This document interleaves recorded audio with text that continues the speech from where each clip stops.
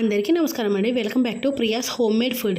ఈ రోజు ఏంటి ఎంత బాండి వేశారు అనుకుంటున్నారా? రోజు స్పెషల్ అమ్మ చేతి కలగూరండి. అమ్మ వాళ్ళ ఇంటికి నేను ఎప్పుడు వెళ్ళినా నేను కోరుకునే మొట్టమొదటి ఐటెం ఇదేనండి, కలగూర. అదే మిక్స్డ్ వెజిటేబుల్ కర్రీని స్పెషల్గా సంక్రాంతి రోజు పెద్దవాళ్ళకి బట్టలు పెట్టి వాటితో పాటు ఈ కర్రీ పెడతారండి. అలాగే కార్తీక పౌర్ణమి రోజు కేదారేశ్వర స్వామి వ్రతంలో ఈ వెజిటేబుల్స్ అన్నీ పెట్టి తర్వాత రోజు మార్నింగ్ లేచి ముద్దపప్పు అన్నంతో పాటు ఈ కలగూర కూడా దేవుడి మూల పెట్టి స్వామికి నివేదించిన తరువాత మా నాన్నగారు మొత్తం అంతా కలిపేసి అందరికీ చేతిలో పెద్ద పెద్ద ముద్దలుగా చేసి పెడతారండి.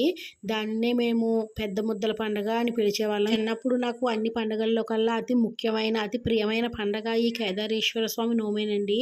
ఈ పెద్ద ముద్దల కోసం సంవత్సరం అంతా ఎదురు చూసేసేవాళ్ళం. ఇక మనం ప్రాసెస్లోకి వెళ్తే ఫస్ట్ బాండి పెట్టుకొని అందులో ఆయిల్ వేసుకొని ఉల్లిపాయ ముక్కలు పచ్చిమిరపకాయ ముక్కలు బాగా వేగించుకోవాలండి. అవి గోల్డెన్ బ్రౌన్ కలర్లోకి వచ్చిన తర్వాత అందులో దుంపల రకాలు వేసుకోవాలండి.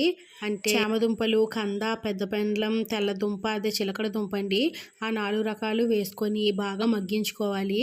ఇక్కడ మనం ముందుగా దుంపలు వేసుకొని వాటిని చిన్న మంట మీద బాగా మగ్గించుకోవాలి. అవి ఒక 25% కుక్ అయిన తర్వాత అందులో గుమ్మడికాయ ముక్కలు వేసుకోవాలండి. గుమ్మడికాయ ముక్కలు ఎక్కువ వేసుకుంటే కూరకి మంచి అరోమా వస్తుంది. ఇప్పుడు ఆ దుంపలన్నిటిని ఒకసారి బాగా కలుపుకొని మూత పెట్టుకొని చిన్న మంట మీద 50% ఉడికించుకోవాలి. ఆయిల్లోనే ఉడికించుకోవాలండి. అందులో బాగా పండిన టమోటాలు 4 తీసుకొని పెద్ద ముక్కలుగా కట్ చేసుకొని వేసుకోవాలి. మరొకసారి కూరని బాగా కలుపుకోవాలి. ఇప్పుడు అందులో అరటికాయ ముక్కలు పెద్ద ముక్కలుగా కట్ చేసుకొని వేసుకోవాలి. ఇంకొకసారి బాగా కలుపుకోవాలి.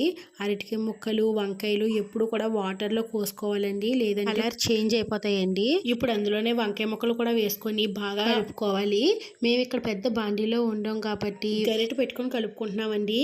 అదే మీరు కొంచెం చిన్న గిన్నెలో ఏదైనా వండుకుంటే కనుక ఇలా గరిటె పెట్టి కదపకుండా కుదుపుకుంటూ మూత పెట్టుకుంటూ వండుకోవాలండి. లేదంటే ముక్కలన్నీ మెత్తగా అయిపోతాయి. అవి కూడా బాగా మగ్గిన తర్వాత లాస్ట్గా చిక్కడికాయలు వేసుకోవాలండి. చిక్కడికాయలు ఎప్పుడు కూడా లాస్ట్లోనే వేసుకోవాలి, ఎందుకంటే మెత్తగా అయిపోయే అవకాశాలు ఎక్కువగా ఉంటాయి కాబట్టి అవి వెంటనే మగ్గిపోతాయండి.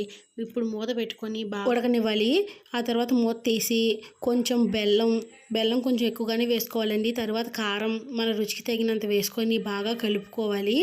ఈ కూరకి కారం ఎంత అవసరమో బెల్లం కూడా అంతే అవసరం అండి. కంపల్సరీ బెల్లం వేసుకోవాలి. మనం ముందుగానే దుంపలు మగ్గేటప్పుడు వేసాం కదండి, అందుకని లాస్ట్లో సరిపోకపోతే ఇంకొంచెం యాడ్ చేసుకోవచ్చు. ఇప్పుడు మనం కూరలో తగినంత వాటర్ పోసుకొని దగ్గరికి ఉడికించుకొని సర్వ్ చేసుకోవడమే. అంతేనండి, ఎంతో రుచికరంగా ఉండే all mixed vegetable curry ready. నచ్చితే లైక్ చేయండి, షేర్ చేయండి, కామెంట్ చేయండి. ఇంకా మన ఛానల్ ఎవరైనా సబ్స్క్రైబ్ చేసుకోకపోతే వెంటనే చేసుకోండి. Thank you for watching.